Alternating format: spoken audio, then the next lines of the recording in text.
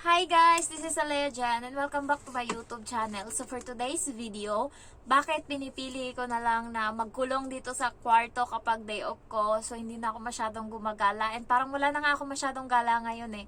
So naalala ko yung sabi ng kaibigan ko nung bago ako dito sa Hong Kong, and sinabi ko sa kanya na every holiday ko or every day off ko, 100 yung ginagastos ko sa paggagala-gala. Kasama na dyan yung pagkain tsaka yung pamasahe. Sabi niya, alam mo, pagkaabot mo ng kalahating buwan dyan, sabi niya sa akin, magsasawa ka na din kakagala. Sabi niya, kalahating taon, sabi niya ganun. So, tinawanan ko siya. Kala ko hindi mangyayari yung ganun sa akin. Pero, umabot siya ng 1.5 month, doon na, 1.5 year, doon ako parang nagsawa na gumala. So, yun yung nangyari. Lalo ngayon na winter, guys, ang sarap matulog. Kasi dati, kaya ako lumalabas kasi natatakot ako sa amo ko na baka pagalitan ako kung bakit nandito lang ako sa kwarto, ganyan. Pero, nung isang beses, last summer, tapos hindi ako lumabas ng kwarto kasi masakit yung puson ko noon. And then, hindi ako nag-open ng aircon dito sa kwarto. Natulog lang ako. Bumukas yung kwarto ko. Bumukas yung pinto ng kwarto ko. Tapos nandyan ako sa taas natutulog. Pumasok yung amo ko dito sa loob ng kwarto. Kumuha siya ng tubig dito. Tapos napansin niya na nandito ako sa loob. Hindi ako lumabas. Pero hindi niya napansin. Alam mo yung hindi niya napansin niya na hindi ko binuksan yung aircon. Parang doon siya natuwa or nasatisfy na kahit pala nagpipirmi ako dito sa bahay is hindi ako gumagamit ng anong appliances or ano. So natulog lang ako kasi masakit yung puson ko. Hindi ako gumamit ng aircon. So simula nun, tinuloy-tuloy ko na kapag day off ko, dito lang ako sa kwarto, ganyan. Tsaka isang time, holiday yon, special holiday, natulog din ako and talagang halimbawa, gigising ako alas 8. Tapos lalabas ako, lalagyan ko ng tubig yung mga pitsil dyan. Tapos maglilinis ako konti sa labas. Tapos papasok ako dito sa loob ng kwarto. Balik ako pagtulog. Tapos nakatulog ako, alam mo yung alas 10, nag-start ako matulog. Alas 2 ako nagising. Nakita talaga ng amo ko paglabas ko. Magang-maga yung mata ko. Kakagising ko lang talaga. Ayoko pa nga sanang magising kasi nga sarapan ng tulog ko. Tapos, sabi niya, akala ko lumabas ka. Sabi niya ganun. Sabi ko, hindi, natulog ako.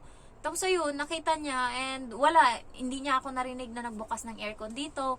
Hindi niya narinig na anong nangyari dito sa kwarto. Talagang wala akong ginagamit. So, kahit mainit nung time na yun, doon na ng amo ko na wala akong ginagalaw or wala akong inaano dito na kahit iniiwan nila akong mag-isa lang dito sa bahay kapag day off, wala. Kasi yung ginagawa ng amo ko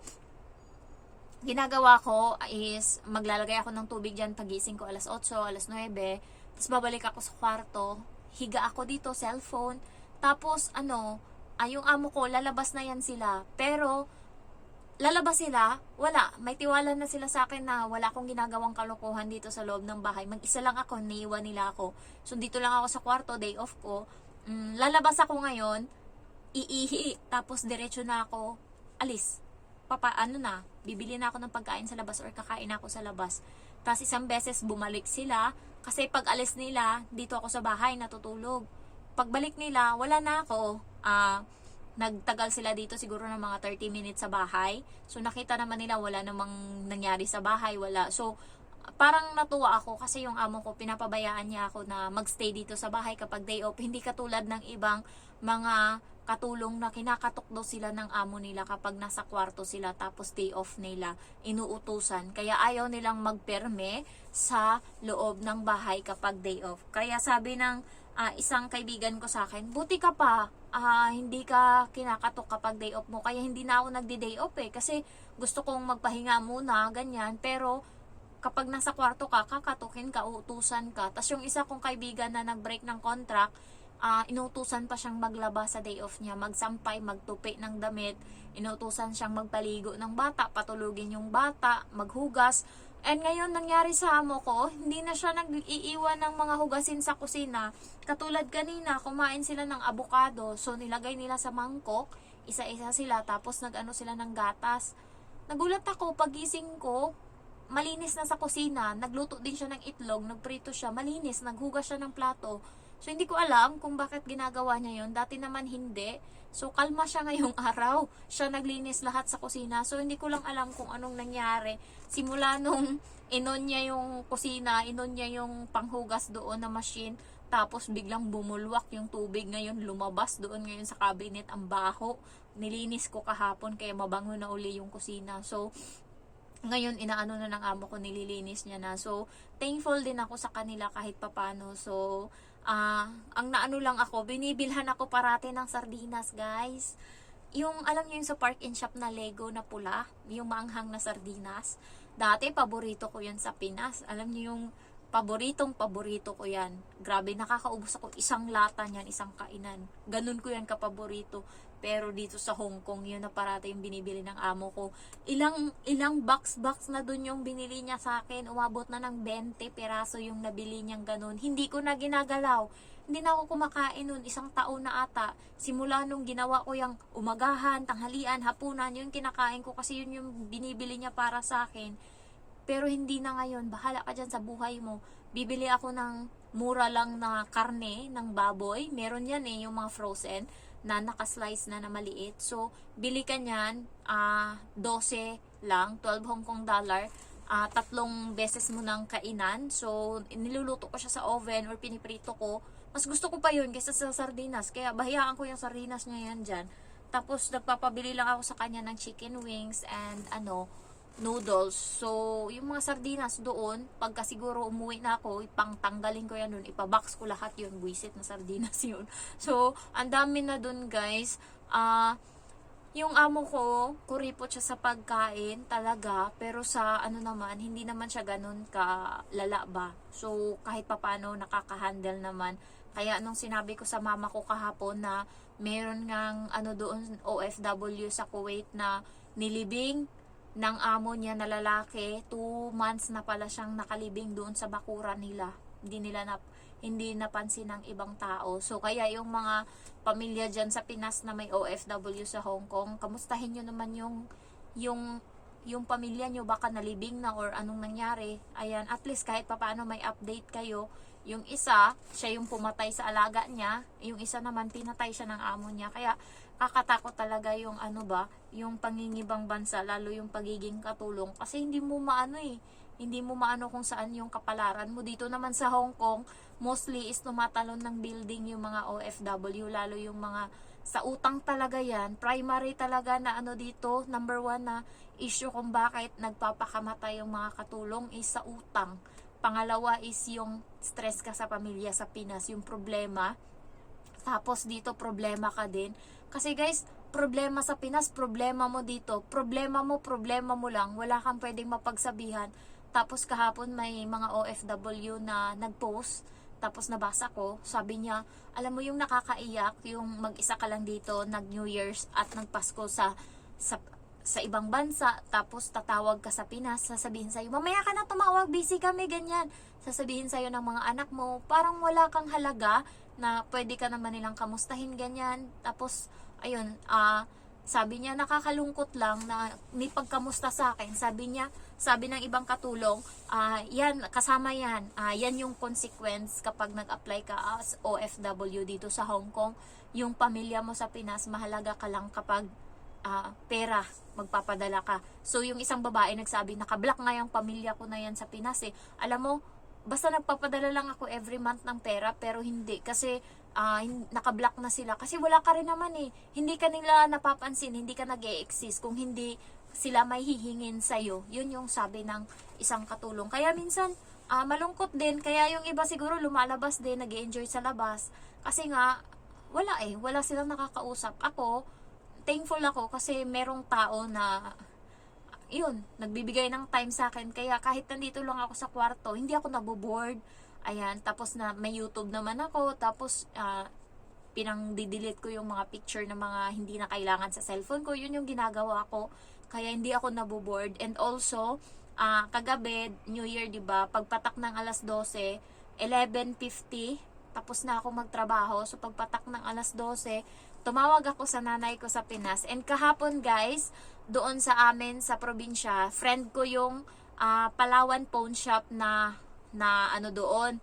So, nag-live siya ng mga gold na hindi na nakuha ng mga may-ari ba, yung naremata ba tawag nun, yung mga gold na sinanla doon tapos hindi na kinuha. Ang tawag niyan sa amin is gawad. Yan. Hindi ko lang alam kung anong tawag niyan sa Tagalog. Hindi na kinuha ba, hindi ko lang alam kung ano sa Tagalog, nakalimutan ko talaga, nabobo na.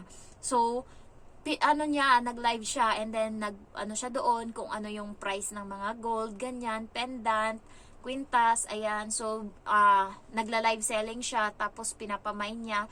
May 15% discount sila kahapon sa Palawan Pawn Shop. And ayun, minayin ko yung isang kwintas tapos isang isang pendant. So, ayun, pinakuha ko sa mama ko kahapon. Minadalhan ko yung mama ko ng pera. And sabi ko sa kanya, puntahan niya yung Palawan Pawn Shop. Sabihin niya yung minayin ko, kukunin mo na. Sabi kong ganun. So, natuwa yung mama ko kasi kahapon meron siyang kwintas. So, nagpadala ko sa kanya ng 15,000. And yung binayaran ko sa kwintas tsaka pendant is nasa 13,000 mahigit. So, akala niya wala nang sobra doon sa pera kasi nagpadala na ako ng pangpasko nila nung nakaraan. Tapos kahapon, sabi ko sa kanya, kunin mo yung pera na hinulog ko sa account mo sa ATM. Kunin mo dun sa Palawan yung minayin ko, tapos sa'yo na yun, tago mo kasi pagka wala tayong pera pwede natin yung masanla, sabi kong ganon. And first time ng mama ko magkaroon ng gold kasi mahirap naman kami dati, talagang hindi namin afford yan, mas ibibili namin ng mga importante kasi sa ganyan. Tapos ayun, nagulat siya, sabi niya sige, tas ayun, kinuha niya doon. Tapos tumawag ako kagabi, sabi niya oo, ang ganda, sabi ko, tago mo lang, sa'yo yan. Kasi pagka walang pera, sabi niya, nag-abala ka pa. Sabi niya ganun. Sabi ko, regalo ko yan sa'yo. Para pagka in case na wala tayong pera, meron tayong mahuhugot, tago mo lang. Kasi tumataas yung value niyan. Sabi ko, sa susunod pagka nagkapera ako, dadagdagan natin yan ng dadagdagan. Kasi mas mura guys, kapag sa Palawan, yung yung naremata na, yung hindi na nakuha ng mga may-ari and bibilhin mo. So, ayun, may sobra na siguro mga 1,500. Sabi niya, thank you kasi pandagdag handa daw nila sa New Year. So, ang simple lang ng buhay namin. At least, alam mo yun, kahit pa konti-konti, umuusad kami. Ayan, so kahit pa konti-konti, may achievement ba? So, ayun lang guys.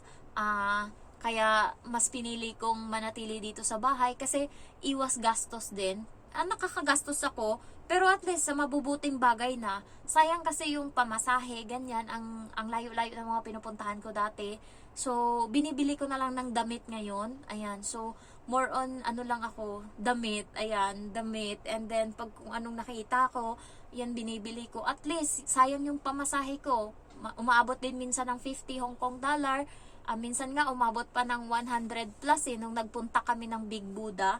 Nung nag-hike kami dun, umabot ng 100 plus, pamasahe lang yun. So, sayang yun kung kaya naman nating dito lang, tapos hindi pa tayo pagod. Hindi pa ako pagod, mas nakaka-relax ako kasi natutulog pa ako dito lumalabas ako 2:00 na ng hapon, tsaka pa ako kakain yan. So, sa umaga, nag-aalmusal ako, ganyan. And, diskarte ko din para makatipid guys, is yun, nagsasaing ako ng marami sa gabi, tapos, ayan, naglalagay ako ng kanin.